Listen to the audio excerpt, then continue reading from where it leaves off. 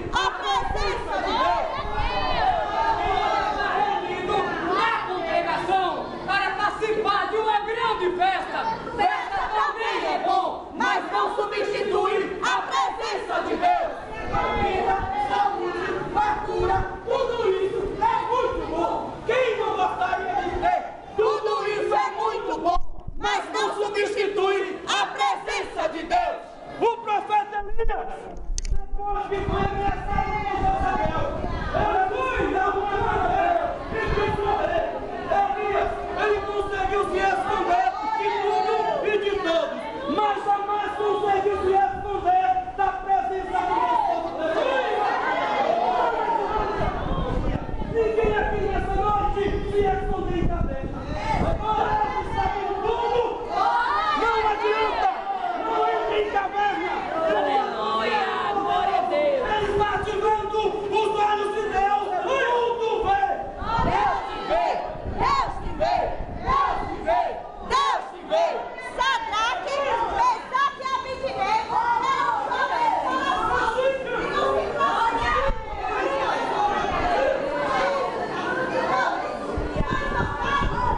uma fornalha de fogo ardente.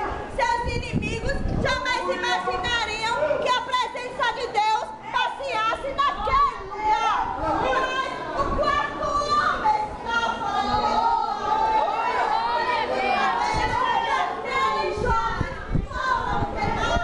A presença de Deus é livramento. E o que dizer do pequeno Davi? Diante daquele terrível gigante de Golias. Aleluia! Nada poderia fazer Davi diante do seu inimigo. Mas a presença de Deus.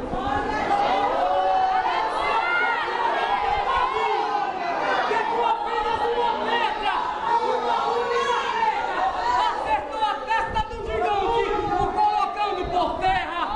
Deus derrubará muitos e muitos gigantes por estes dias. Perto da meia-noite, Paulo Silas orava e cantava louvores a Deus.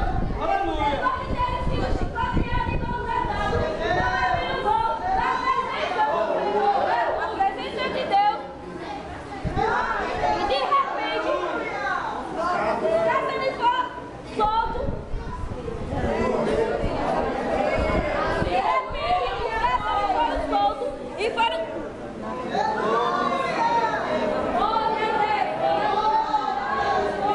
A presença de Deus abre os olhos. Quem poderia imaginar a dor do coração de Abraão assumir a música? Nesse dia Abraão tinha fé que Deus, mesmo precisa, poderia fazer esse genzado. Deus tinha ordenado o homem deles. Mas a vontade de Deus que ele está. Pois a presença do Senhor está contigo. E no momento